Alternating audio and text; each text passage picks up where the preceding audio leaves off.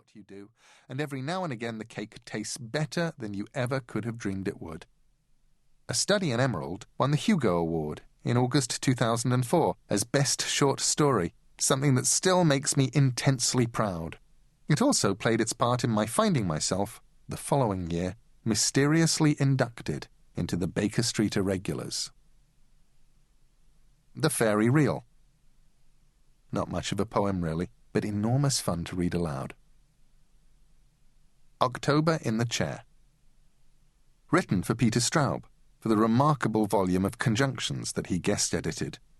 It began some years earlier, at a convention in Madison, Wisconsin, at which Harlan Ellison had asked me to collaborate with him on a short story. We were placed inside a rope barrier, Harlan at his typewriter, me at my laptop. But before we could start the short story, Harlan had an introduction to finish, so while he finished his introduction, I started this story and showed it to him. "Nope, it reads like a Neil Gaiman story," he said. So I put it aside and started another story, which Harlan and I have now been collaborating on ever since. Bizarrely, whenever we get together and work on it, it gets shorter. So I had part of a story sitting on my hard drive. Peter invited me into Conjunctions a couple of years later. I wanted to write a story about a dead boy and a living one as a sort of dry run for a book for children I had decided to write. It's called The Graveyard Book, and I'm writing it right now. It took me a little while to figure out how the story worked, and when it was done, I dedicated it to Ray Bradbury, who would have written it much better than I did. It won the 2003 Locus Award for Best Short Story. The Hidden Chamber. Began with a request from two editors, the Nancys Kilpatrick and Holder, to write something Gothic for their anthology Outsiders. It seems to me that the story of Bluebeard and its variants is the most Gothic of all stories. So I wrote a Bluebeard poem set in the almost empty house I was staying in at the time. Upsettling is what Humpty Dumpty called a portmanteau word, occupying the territory between upsetting and unsettling. Forbidden Brides of the Faceless Slaves in the Secret House of the Night of Dread Desire. I started writing this story in pencil one windy winter's night in the waiting room between platforms 5 and 6 of East Croydon railway station. I was 22, going on 23. When it was done, I typed it up and showed it to a couple of editors I knew. One sniffed, told me it wasn't his kind of thing, and he didn't honestly think it was actually anybody's kind of thing, while the other read it, looked sympathetic, and gave it back, explaining that the reason it would never be printed was that it was facetious nonsense.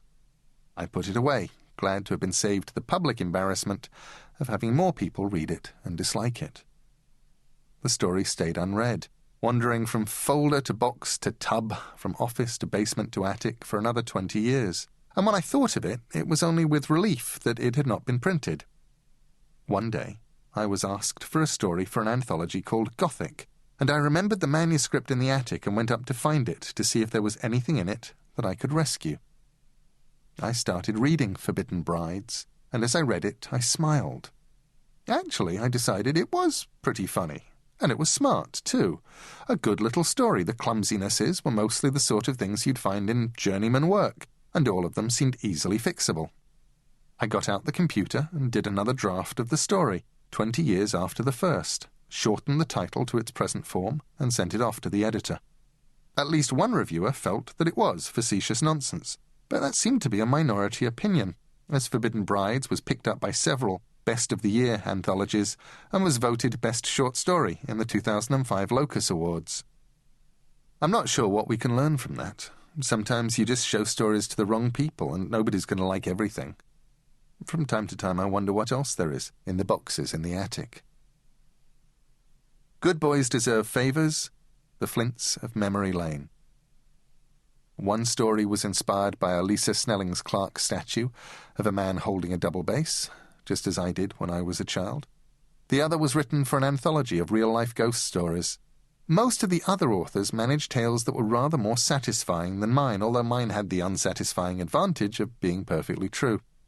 These stories were first collected in Adventures in the Dream Trade, a miscellany published by Nesfa Press in 2002, which collected lots of introductions and oddments and such. Closing time.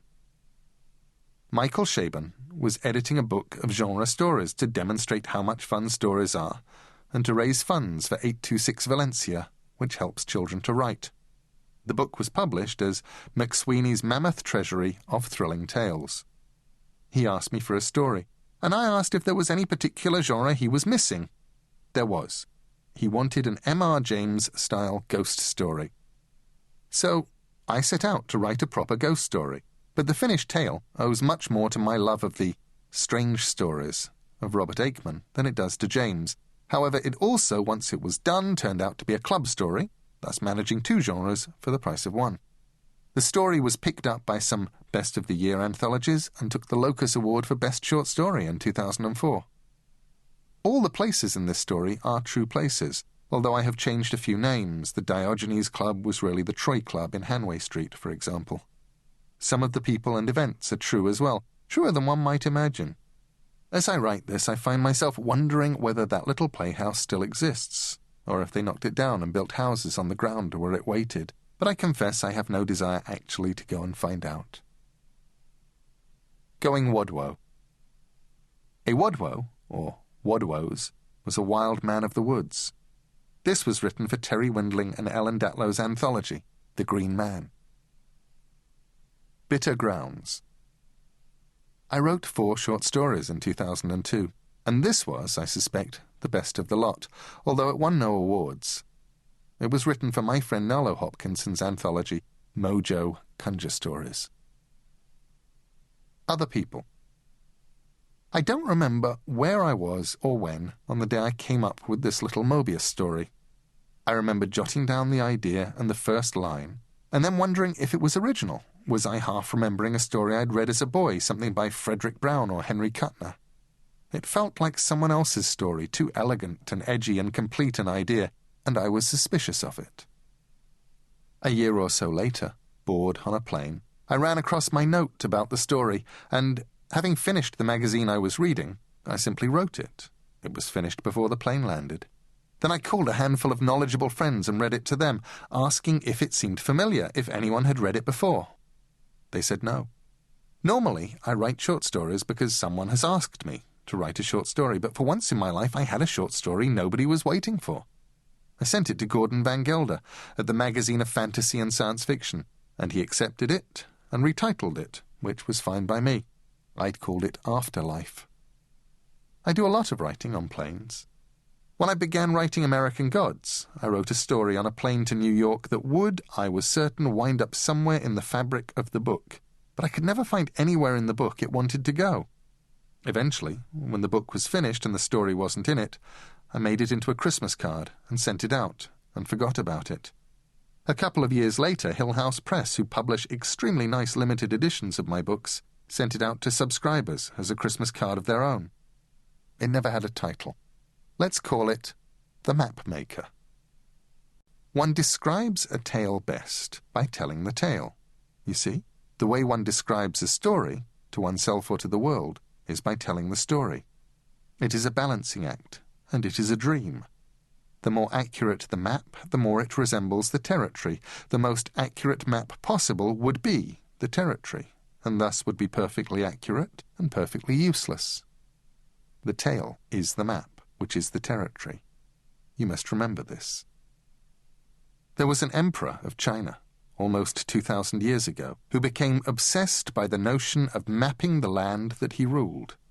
He had China recreated in miniature on an island, which he had constructed at great expense and incidentally a certain amount of loss of life, for the waters were deep and cold, in a lake in the imperial estates. On this island, each mountain was become a molehill, and each river the smallest rivulet. It took fully half an hour for the emperor to walk around the perimeter of his island. Every morning, in the pale light before dawn, 100 men would wade and swim out to the island and would carefully repair and reconstruct any feature of the landscape which had been damaged by the weather, or by wild birds, or taken by the lake, and they would remove and remodel any of the imperial lands that had been damaged in actuality by floods or earthquakes or landslides, to better reflect the world as it was. The emperor was contented by this for the better part of a year. and then he